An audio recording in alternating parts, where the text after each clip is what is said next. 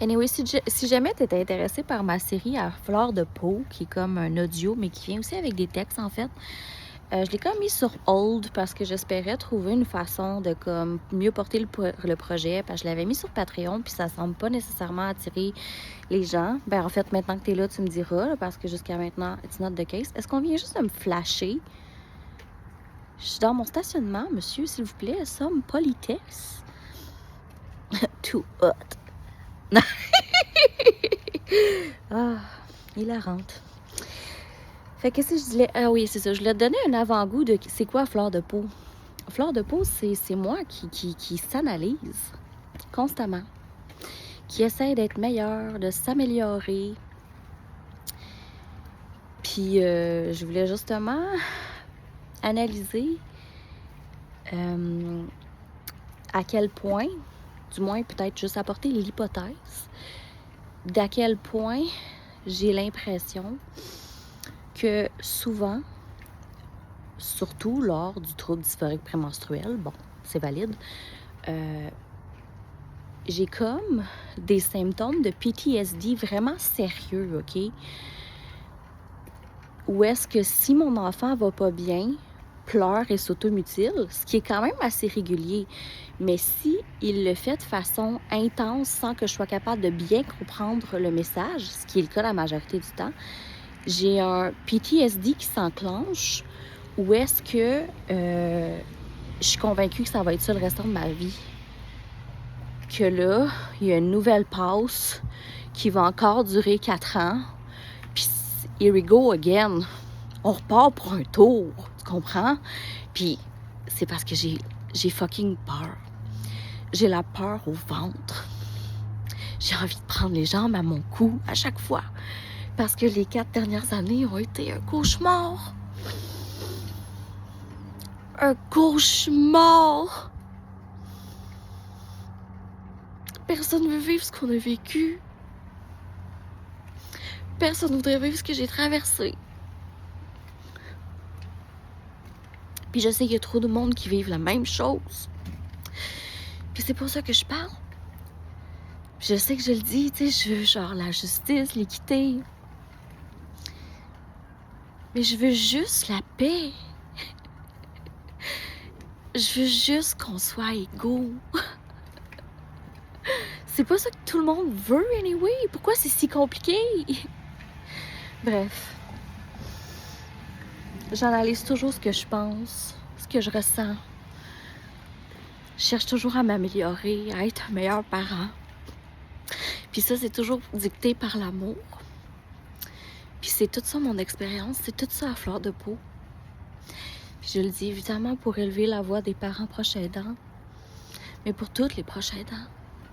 Parce que j'ai travaillé en proche aidance, j'ai travaillé auprès de familles, mais j'ai aussi travaillé surtout auprès de personnes en perte d'autonomie liée au vieillissement. Puis ça, si tu vis ta vieillesse, c'est handicapant. Tu vas savoir c'est quoi un jour être handicapé juste en vieillissant. C'est un facteur de risque. Je le sais parce que je suis technicienne en travail social. Puis j'ai trouvé ça dur d'être authentique puis d'être moi-même parce que j'étais un personnage. Puis j'ai passé ma vie à pas assumer qui j'étais. À me cacher parce qu'on m'a toujours dit de me faire plus petite. Puis j'essayais tellement. Puis j'avais pas en retour.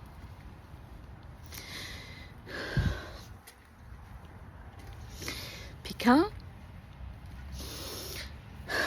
mon fils est arrivé, j'ai pas eu le choix d'arrêter puis de regarder ces vérités-là en face. La vérité, c'est que j'ai jamais aimé qui j'étais puis je me suis jamais permis d'être qui j'étais. Puis je pense pas que les gens qui m'ont éteint le voulaient volontairement. Je pense qu'à quelque part, ils avaient peur pour moi puis essayaient de me protéger.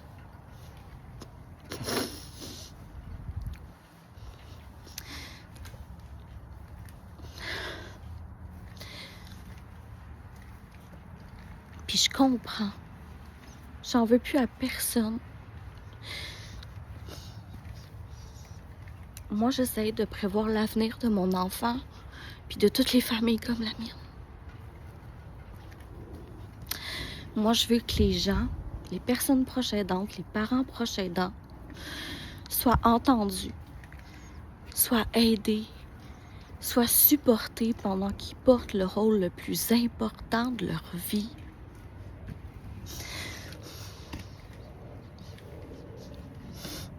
Je veux que les familles comme la mienne aient le support nécessaire pour affronter un rôle immense.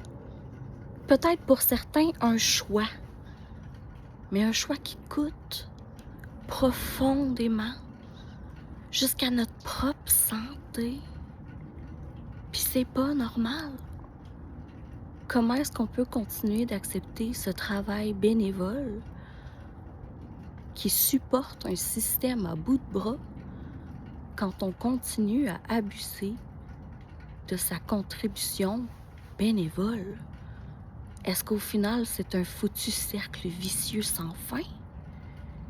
Seems like it, là. Puis je pense que si je peux utiliser mon don d'oratrice, puis mon don pour l'écriture, pour témoigner d'une expérience profonde et complexe qu'est d'être un parent proche aidant dans une société aveugle, ben ce sera déjà ça. Ce sera déjà une action de mobilisation en soi.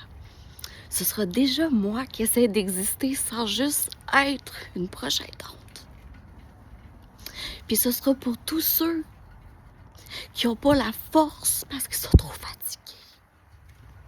Puis ce sera pour toutes celles qui pleurent avec leur enfant, tout seul.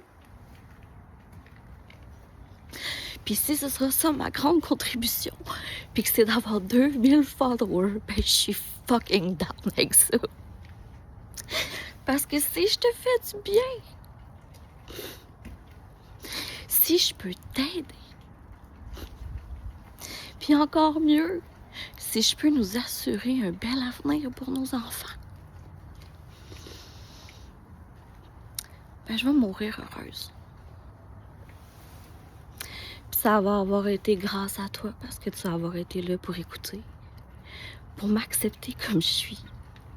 Parce que ton amour me fait réaliser que je mérite d'être aimée, que c'est correct d'être too much. Puis tu sais quoi, ce too much-là, il a toujours été parfait pour mon fils. Parce qu'on est un casse-tête qui s'emboîte parfaitement.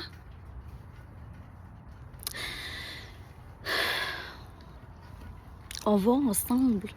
On est une paire. Puis maintenant, avec mon chum, on est un trio.